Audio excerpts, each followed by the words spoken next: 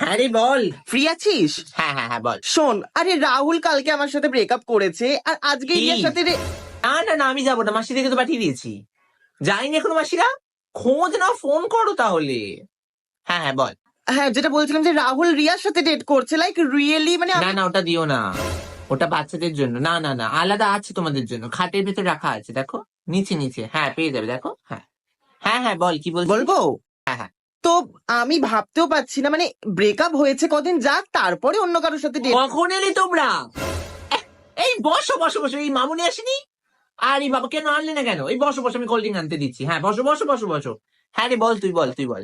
তো লাস্টে রিয়ার সাথে ডেট করছে, মানে আমি এত চিপ ছেলেকে ডেট করেছিলাম যে।